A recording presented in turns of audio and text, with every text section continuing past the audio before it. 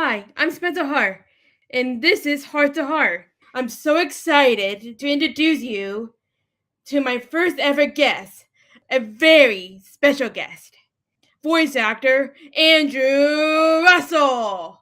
Yeah! Woohoo! The crowd goes wild. Welcome to Heart, Andrew. Hey, thank you for having me. I really appreciate it. It's nice to see you. Andrew is an incredible voice actor. He voices the blue hair, guitar playing superhero Luca Convent on the hit TV show Miraculous Tales of Ladybug and Cat Noir. Yeah! Luke is the best. He's my favorite character. Hey, there you go. You got the shirt on. Way to go. I didn't prepare. Wait, no, I do have this hat. Look at this hat. It's a miraculous ladybug culture fly hat, but I have headphones on so I can't wear it. It'll mess up my hair. Yeah, That's okay. Thank you for having me on your show. I really appreciate it, Spencer. no problemo. I'm Hey, excited to have you. I'm super. Oh, speaking of, wait. First of all, everybody should know that Spencer has been a really awesome person in my life thus far, and made me this awesome pin. I don't know if you guys can see that. There it is. It's a little Luca pin. Wait, hold on. It'll clear up there. It's a little Luca pin. You see that? And I keep this pin close to my side, right over here. I have a little Luca shrine with little trinkets that people have given me over the years of my favorite things, and that's one of them, and I keep it close by. That's so awesome. Yeah, I love it. If you haven't seen the show, if you haven't seen the show yet, you're really missing out. It got everything: a love square, superheroes, villains, music, a lot of emotional highs and lows. It really got all. Can you tell a little bit about the show and character that you A play? absolutely. So, Miraculous Ladybug is an amazing show that has brought so much life and joy to so many people around the world. It follows the adventure of Ladybug and Cat Noir, and the character that I play, his name is Luca Cofain, and he is actually, he's also holds a miraculous called Viperian, and basically what happens in this show is you see Marinette and you see Cat Noir or Adrian go through all their adventures, and they have a bunch of friends and sidekicks and all kinds of people. And Luca is one of those people. He's one of the close friends of both Marinette and Adrian. And I've been in the show for 4 years now. It's been pretty great. Wow. And where can people watch the show? They can watch it all over the place, really. They can watch it on YouTube, on Netflix. I'm sure it's on Disney somewhere floating around. They can find it all over the internet. Just take a look and search around on your favorite uh, way to consume videos and media. Season 4 had ended. It should with such a cliffhanger. Are you I working know. on it now? Are you Am working I on work? season 5? Oh, I am working on season 5, and it's. I gotta tell you, I was blown away by what they did at the end of season 4. It was really, really cool, and there was a lot of like mystery and things happening around what happens with my character Luca and what he knows and what other people don't know without giving anything away, and really I'm looking forward to seeing in season 5 if we develop that at all and like what happens next, because there's so much potential of what's going to happen. I am so excited to share with you guys. Can you give us a little teaser what's gonna happen? Maybe this is for the hardcore Miraculous Ladybug fans. Maybe the cucumber will remake an appearance. Woo! I love the I'm a cucumber. cucumber. Hey, you nailed that. That was a great impression. I know you're in a game called Genshin Impact. It's a really popular video game right now. I'm playing it too. Are you working on anything else right now? That's awesome. Yes, I am. I actually have a session today and on Monday for a really popular game. I can't tell you what it is because I signed what we call NDAs, a non-disclosure agreement, where I can't really talk about it until it comes out. So this is a really exciting game that I'm going to be sharing with you. But I will tell you, it's kind of like in the world of like Genshin Impact. I loved working on Genshin Impact. I actually played a bunch of characters over a variety of different sessions for that game. You can find me all throughout the world. I actually got to voice the character. His name is Yosurf, which is this little boy's lost dad, and it was really funny because I stream games on Twitch sometimes, and when I first started playing Genshin Impact, I found the little boy in the game, and I didn't know that I was going to play his dad. And I started going on an adventure, and in this adventure, you find these journals, right? And these journals, like, they have stories, and the dad's like telling, like, "Oh man, I'm climbing up the mountain, and I hope that I make it okay. I love my family," stuff like that. On my Twitch stream, I was just playing around, reading the lines as if I was his dad, who at the time wasn't in the game. And then when I got cast into the game, I went into the session, and the casting director and the director said, "You're gonna be playing Yosurf, who's the Lost Boy's dad." And I was like, "Did I will this into existence? What happened?" It was amazing. So I had a great time doing Genshin Impact. That was a lot of fun. Do you like voicing animated shows or video games more? That's a tough question because I really enjoy animation for a lot of the high energy, over the top, like really fun charactery sort of work. And then I love video games because they're much more grounded in a cinematic universe. So things like Genshin, or even this game that I made called Lost Ark, it's very cinematic in their storytelling, although the character is still really heightened and really like over the top dramatic sometimes. uh that character still lives in a very grounded place. So approaching it from an actor's perspective, it's much more challenging and much more exciting for me to play a video game character because I get to really dive into like the voice of a Umarian dwarf in the distant lands of Arcasia, or a goofy character, but I have to make them realistic, and that's a challenge. It's very difficult, but it's a lot of fun. How do you become a voice actor? Do you always want to be a voice actor? Isn't it your dream? Of course, yeah. I've always wanted to do voice work. When I was in 7th grade, actually, I started playing video games a lot, and something clicked like that in my brain once I was playing a game, and I heard the characters, and I said, "Those are people getting paid to be voice actors. Like, this is a career."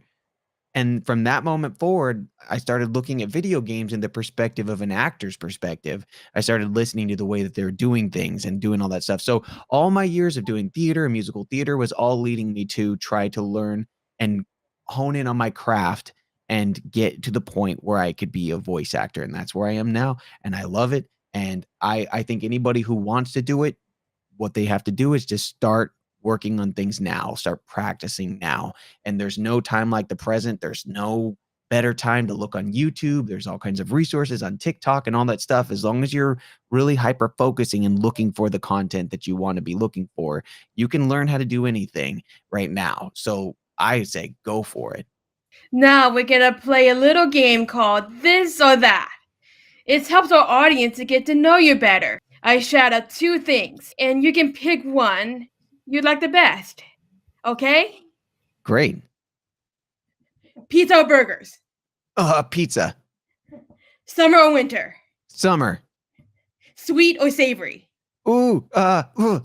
Sweet. Cats or dogs? Oh, dogs. 100%. High tops or low top shoes? Low tops. That's so cool. Thank you so much for being my guest today, Andrew. I think you are really awesome and super talented, and it was an honor to have you on the show. Well, thank you for having me, Spencer. It's really, really, the pleasure is mine. I'm so happy you asked me to be here. No problemo. I love you. Mwah.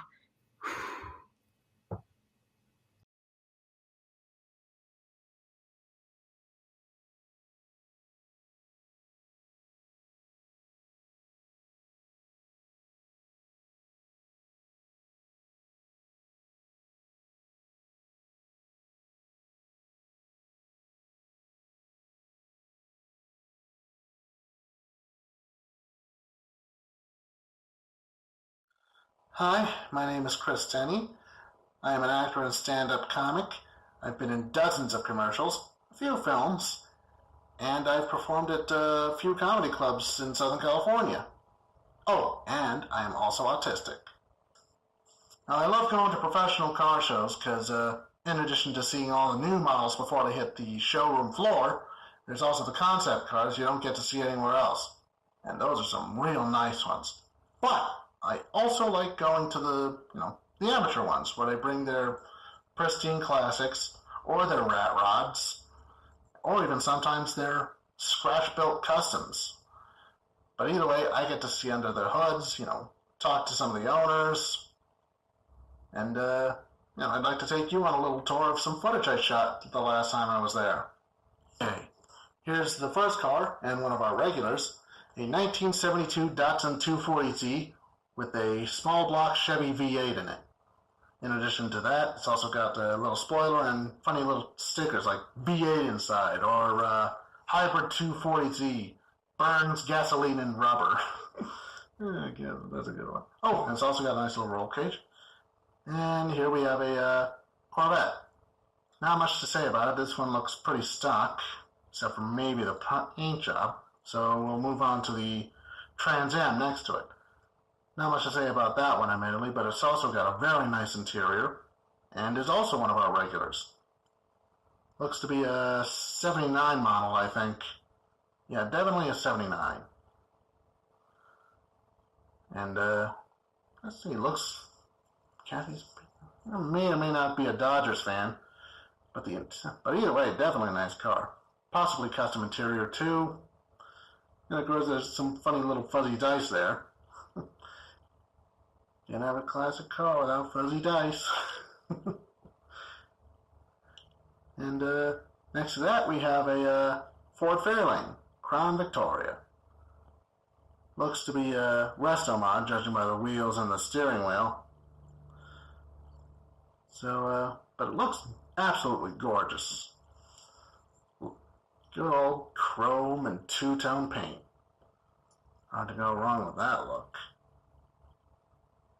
Probably a 56 model, actually. Definitely 56. Oh, and of course we have one of those old Ford two-door sedans. Another resto mod by the looks of it. And there are these little side windows with some very tasteful etchings on them. Little flowers. I think those were aftermarket options in those days. Probably got them now. Still a gorgeous car regardless. And here we have a Mitsubishi Eclipse convertible. Not much to say about that. But the MG next to it, that's a beauty. And it may or may not be imported, which is weird because of and the National Rambler wagon. That's always nice. And of course there's another Crown Vic. Can't tell if it's a rat rod or if it's just a restoration in progress, though. Then we got to speak with the owner. But next to that, we have a very nice Malibu Super Sport convertible. Nice black color, white interior. Well, cream, I think. But yeah, definitely gorgeous. And of course, there's where I tried to film on the side, so sorry about that.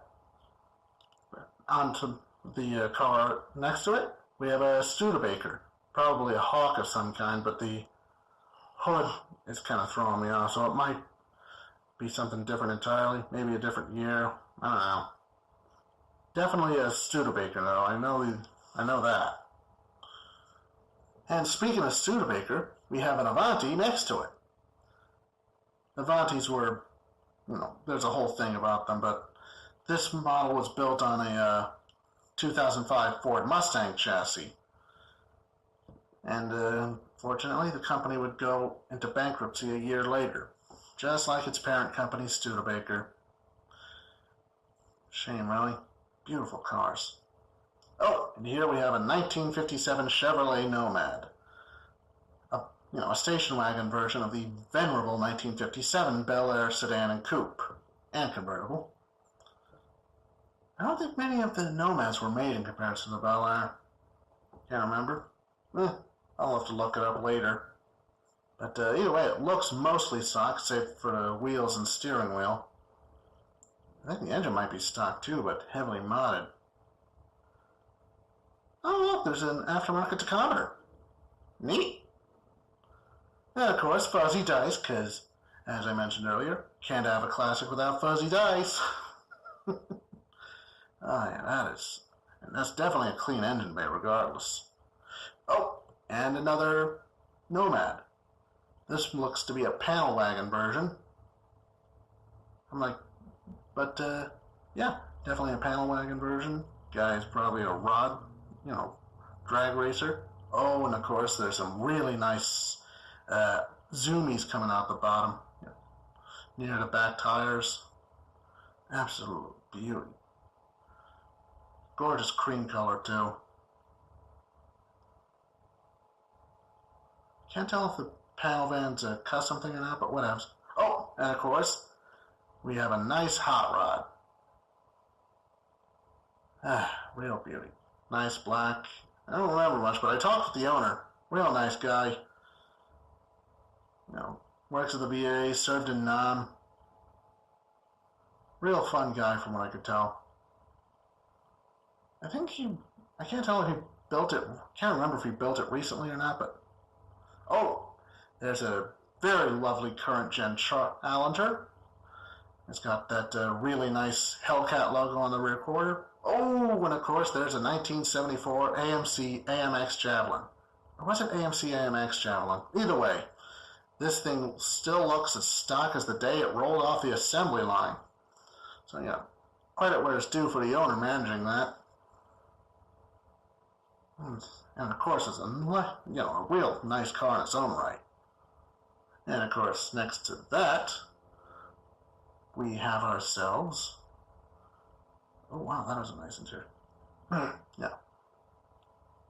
And of course, next to that, we have what looks to be a Restomod Camaro. Or at least I'm assuming it's Restomod, judging by the modern wheels and brake pads. But yeah, actually I'm pretty sure that's a Restomod. Real beauty. I can't tell what that shade of blue is though, but I like it. What does that mean, Restomod? Oh, Restomod is basically where you restore a car with a number of modern components. New brakes. Oh, and here we have a Mustang Fastback. Most likely a regular Mustang, but it could be a GT350.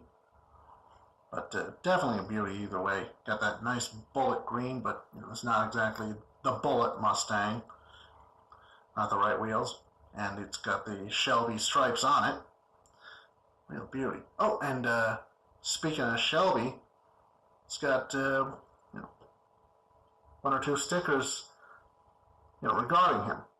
Carroll Shelby. And when you say bullet Mustang, what do you mean? Oh, the Mustang from the movie Bullet.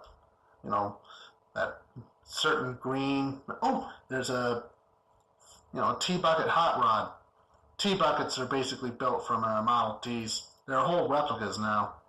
And I'm pretty sure that's like a replica, considering they ever made the Model T in 80, 90, maybe even 100 years? But it's always possible that might have been passed down through the family, but I'm willing to bet it's most likely a replica. Oh, and of course, here we have a 1957 Ford Thunderbird. Pretty much everything is stock. Not a single ounce of new stuff except for the interior, but even then, that's that's a factory color, at least according to the owner. I got to talk with him. He managed to do a good job with this one. Even the vintage radio and radio antenna works, which is pretty much awesome in itself, because I don't think that is easy at all. And that's the end of that particular tour. I hope you enjoyed seeing cars old and new, and I hope I sparked an interest for you. Here's to hope, and I'll see you at the next show.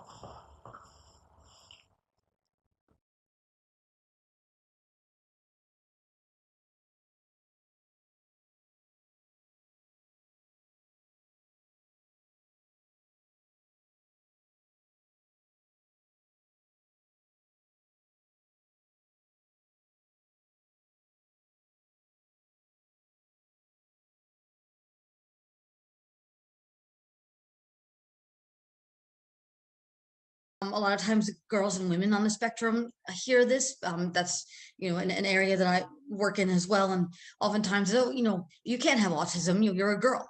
And again, that is just out of the diagnostic ratio of 4-to-1, with more boys than girls being diagnosed. Hey everyone, my name is Dr. Kerry Magro, professional speaker and author. I have autism and also have dysgraphia, and this is Stories from the Spectrum, and I am here with a very, very special guest. She's also a dear friend. Her name is Amy Graffino. And Amy, why don't you just tell us a little bit about yourself as we're kicking off today? Sure, Kerry. Hi, everyone. My name is Amy Gravino, as Kerry said, and I am a relationship coach in the Rutgers Center for Adult Autism Services and an autism sexuality advocate and professional public speaker. What are some things, and maybe like if you could give me like 4 or 5 things that you shouldn't say to somebody who's on the autism spectrum based on your experiences? Sure. So, there's been so many things that have been said to me over the years that I wish people would not say, and things I hear people say to autistic individuals, whether it's their child or their student, that, people oftentimes have their hearts in the right places, but their mouths are in the wrong places. And a lot of it, I think, ties into the expectations that we have or don't have for people on the spectrum. So, saying to someone, oh, you're so smart, I would never know that you had autism until you said something. That's something that's been said to me, and that's not helpful, because I'm harder on myself than anybody, of course, but it makes me feel like I should be able to do things that either I can't necessarily do or that I need to learn how to do, and then I feel frustrated that I can't do those things, and I feel afraid I'm going to let everybody down. Also, you're autistic, you're not capable of empathy. And that's something that was written about me as a child. It was written by a mental health professional, saying, Amy does not understand empathy, and has no sense of humor. And I was 9 years old when these things were written about me. I was 9. I was a child, and this person decided this about me. And I think that just speaks to a general theme of not making, proclamations at all about autistic people, because we tend to have this, preconceived idea that when somebody's diagnosed, if they're a child, for example, that's where they're always going to be, that autistic people can't grow and change. And that's not true. It's simply not true. So, and for many mental health professionals, they are informing parents' perceptions of their children. So you have to be very careful about saying these things, not just to an autistic child, but to their parents, to, anybody who is going to be shaped and informed by what you write. The team at the school that works with the child, the paraprofessionals and the speech pathologists and whoever else. You have to just be so careful. And again, I think that just speaks to an overarching theme. I see this with lots of adults talking about autistic people when they're in the room, as if they can't hear them. As Or if in the room. Yeah. Or exactly. Well, the whole idea about empathy, it's just some of the kids I work with and some of the adults who are close friends with me all on the spectrum are some of the most empathetic people I've ever met. So being able to be mindful of that, I think is really, really important. So Amy, so obviously you have a wide range of expertise in the world of autism. For parents, educators, and just our general society, what would be some books, some films maybe, that you would recommend to people to learn a little bit more about autism? Sure. So, when I think about, autism in any kind of media representation, I think, with films and TV, that there isn't any one movie or TV show that's really nailed it yet in terms of representing autism.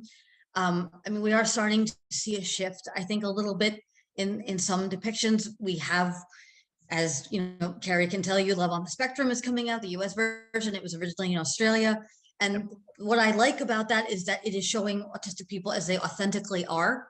This is, we know that there is an element of scripting to some reality TV shows, but autistic people are genuine people, I think, by and large. And so we're getting something that's very refreshing, and that is people representing themselves and being, who they are, barring any editing, shenanigans.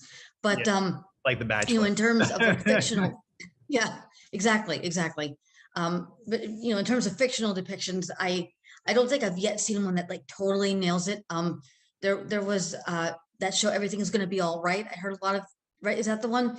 I heard a lot of good things about that. Yeah, everything's going to be okay on the Freeform. Everything's going to be okay. That's it. I like that. Yeah, that got canceled, I heard. So I Yeah. heard positive things about that. But you know, in the books, there's a lot of books that are written by people on the spectrum, which is like a really great thing. I think, you know, there's so many books you can read about autism, but you get something really different and really raw and authentic when you read books that are written by autistic people. Again, Holiday Wiley's Pretending to Be Normal is a seminal book. It's absolutely outstanding. Temple Grandin, Thinking in Pictures, was one of the first, I think, that came out written by folks on the spectrum. And it is, you know, again, she is a product of her time, Temple, and the world has changed, you know, since that came out, certainly. But Sure. and then of course, Kerry, you've put out books that, you know, I know have been really helpful to a lot of people. And I myself am, you know, currently authoring a book. Yeah, no, I was gonna called say, The Naughty Audie. Yeah, The Naughty Audie. Yeah. I'm so excited to read that book whenever it does come out, because it's, you know, I often talk about relationships, but what I think you've hit the nail on the head on, which a lot of experts really just don't even want to talk about, is sexuality. And I think you've kind of championed that cause within our autism community. So I'm really excited to hear what you think about that topic specifically.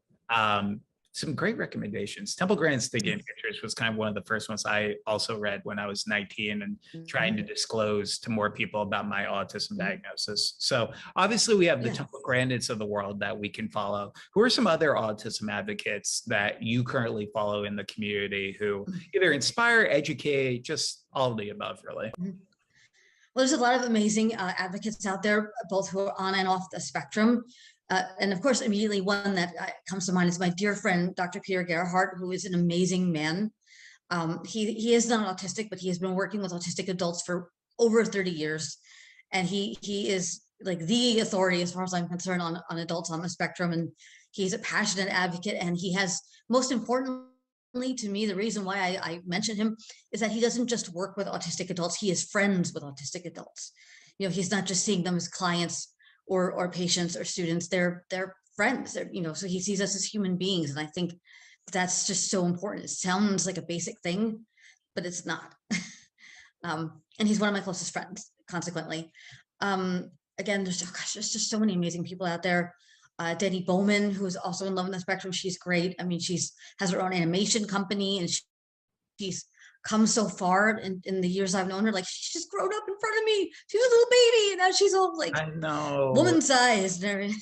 It feels so weird because we gave her a scholarship when she was going to Woodbury, and now I'm just like, now she's on a show talking about being in relationships and talking to boys. And I'm like, I'm not ready. I'm not ready. How can people learn more about you and your journey, and what would you like people to know about you? Oh gosh, so I guess, you know, because when I give presentations mainly on autism and sexuality, that's kind of my dedicated special area of interest and research, but I present on other topics as well, you know, growing up on the spectrum, entering into adulthood with autism. And I always try to emphasize the fact that this is a journey, and that as far as I've come, I am still learning.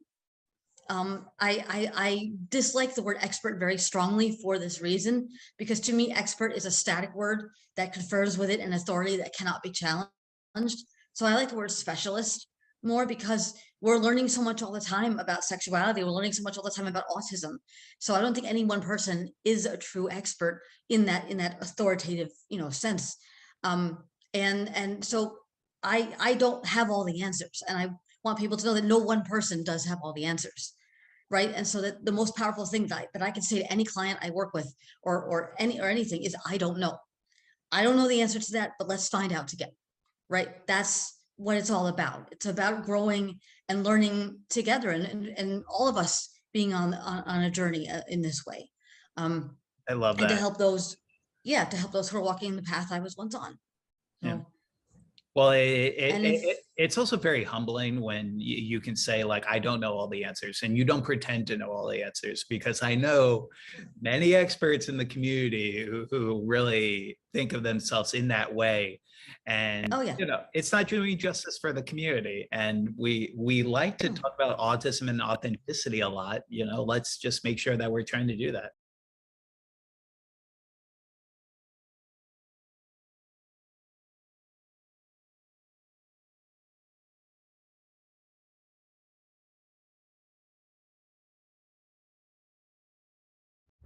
Hi everyone, it's Stephen Gaiber, the Autistic Traveler, and today I'm going to give you a tour of downtown Orange to see the vintage like this is. Have a good time. Orange Historical District is a one-square plaza and contains many of the historic buildings that were created in Orange's incorporation.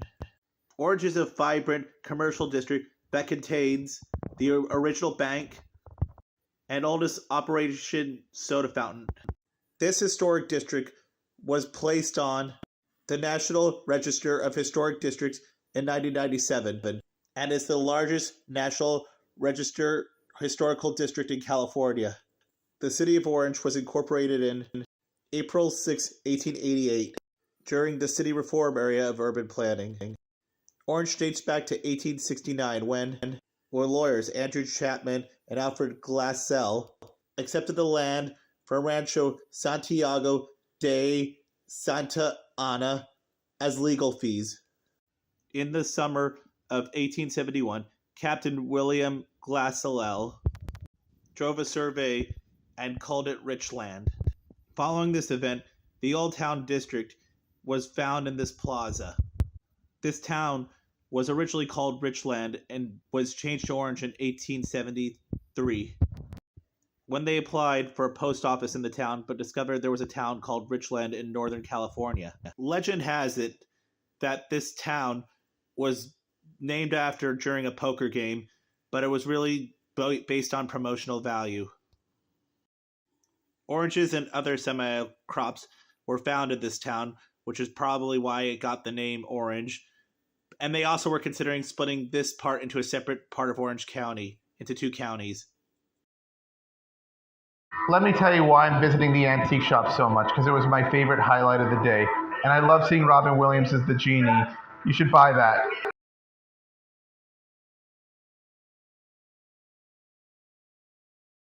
Best looking Starbucks I ever saw. Wow, that architecture. And this architecture makes downtown Orange look amazing.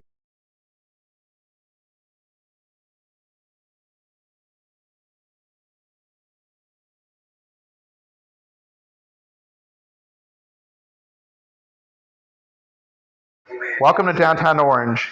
One could take the Metrolink all the way from downtown Union Station in Los Angeles to Santa Fe Depot in San Diego. Much better than driving on the 5 freeway and spending gas money. Wow, those gas prices are expensive.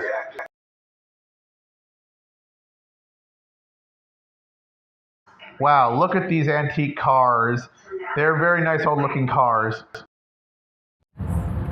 Thank you for checking out the Orange Circle with me. I hope you had a good time. Oh look, a seeing how mariachi beautiful band trying to especially make money. antique shops. Wow, this was better than I thought.